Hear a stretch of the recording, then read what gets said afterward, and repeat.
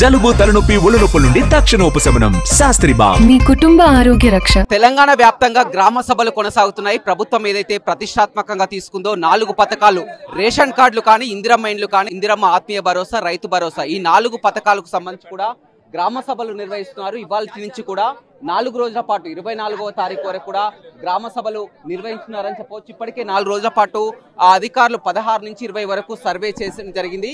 ఆ సర్వే చేసినటువంటి ఆ పేర్లు లిస్ట్ లో ఉన్నాయో లేదో చదివి వినిపిస్తున్నటువంటి పరిస్థితి కనిపిస్తుంది. రేషన్ కార్డు ఆ ఎగ్జాంపుల్ మనం చూసినట్లయితే మనం ముషంపల్లి గ్రామంలో ఉన్నాం. ముషంపల్లి గ్రామంలో కొత్తగా 70 మంది కూడా రేషన్ కార్డుల కోసం దరఖాస్తు చేసుకున్నటువంటి పరిస్థితి కనిపిస్తుంది. అందులో మొత్తం ఆ గవర్నమెంట్ ఎంప్లాయీస్ పిల్లలు ఉన్నారు. కొంతమందిని అంతా కూడా ఒక 20 మందిని తొలగిస్తే మిగతా ఒక 50 మంది వరకు ఎలిజిబుల్ అంటున్నారు. అయితే మళ్ళీ పేర్లు లేని వాళ్ళు దరఖాస్తు చేసుకోవచ్చు అని చెప్తున్నా కానీ ఎన్నిసార్లు దరఖాస్తు చేసుకోవాలని ఒక క్వశ్చన్ అయితే లేవనెత్తున్నటువంటి పరిస్థితి అయితే కనిపిస్తుందని చెప్పవచ్చు. చాలా వరకు చెప్పండి మీ రేషన్ మాకు 2 కొడుకులు సారు, 2 కొడుకులు ఉంటే 2 కొడుకులు అందరి సర్వే చేసిరు కదా కులగారుల కోసం.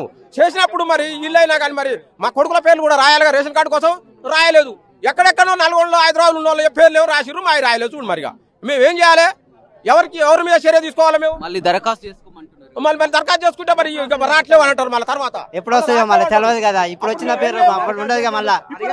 మళ్ళీ దరఖాస్తు పెడుతుంది. కమిటీ ఎందుకు వేసారు సార్? మరి కమిటీ వేసి సర్వే చేయండి, ఇల్లు తిరగండి, కులగాన చేయండి. కమిటీ ఎందుకు వేసారు? మరి కమిటీ వేయదుగా. మరి కమిటీ వేసి కమిటీ పని లేక వేసారా?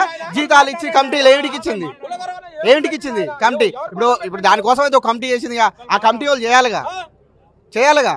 ఏం చేయలేదు. చూడొచ్చు చాలా వరకు మాత్రం ఎలిజిబుల్ అవుతుందా లేదా అనేది అధికారులు చూసుకోవాలి. కానీ అధికారులు ఇక్కడికి వచ్చిన తర్వాత కూడా పేర్లు వినిపిస్తున్నారని చెప్తున్నారు. దాదాపుగా ఈ గ్రామంలో చూస్తే ఇప్పుడు మీరు చదివినట్టు కూడా ఒక 70 మంది పేర్లు కూడా రేషన్ కార్డులు దరఖాస్తు చేసుకున్నటువంటి పరిస్థితి కదా. ఎలా ఉందండి? 70 మంది అప్లికేషన్ అని అన్నాడు. వచ్చిన వాళ్ళే చదవమంటే చదవలేడు సారు. అయితే దానికి మేమేమంటున్నాం అంటే రేషన్ కార్డు లేదంటే నేనున్నా సార్, నాకు 2 ఎకరాలు కూడా అసలు 2 గుంటలు కూడా లేదు. నేను ఏదో ట్రాక్టర్ డ్రైవ్ అని సొంతంగా కొనుక్కున్నా. 1,50,000 పెట్టి 2 లక్షలు లోన్ పెట్టుకొని ట్రాక్టర్ కొనుక్కున్నా. నాది పోయింది. నాకు ఇప్పుడు రాదు. మరి నాకు భూమి లేదా ఏం లేదా, సొంతం పెట్టి పైసలు పెట్టి కొనుక్కుంటే నేను ఎలిజిబుల్ ఎట్లా కాదు? ఇక్కడ ఒక 2 గుంటలు ఇల్లు కట్టుకుందామని జాగా కొనుక్కున్నా. 2 గుంటలు కొనుక్కుంటే ఏమైంది, అది FTL కింద ఉంది అన్నారు. ఇల్లు కట్టుకుంటే పనికి రాదు. మళ్ళీ నేను నెలకు ఇప్పుడు 12,000 వేస్తారుగా, దానికి నేను ఎలిజిబుల్ కాదు. ఎట్లా?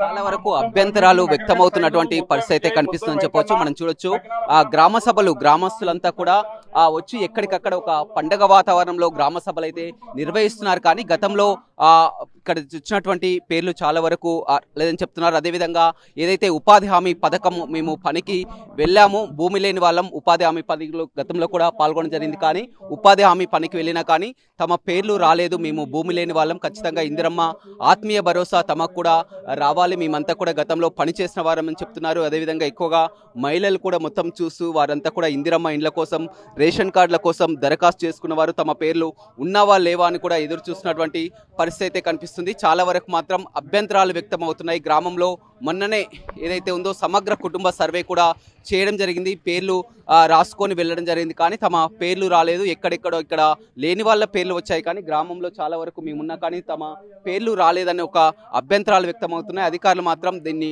పదే చెప్తున్నారు. మళ్ళీ మీ పేర్లు నమోదు కానట్లయితే ఖచ్చితంగా మళ్ళీ దరఖాస్తు చేసుకోవచ్చు అని చెప్తున్నప్పటికీ కానీ ఇప్పటికీ ఎన్నిసార్లు దరఖాస్తు చేసుకోవాలని ఒక క్వశ్చన్ అయితే రేస్ అవుతుందని చెప్పవచ్చు.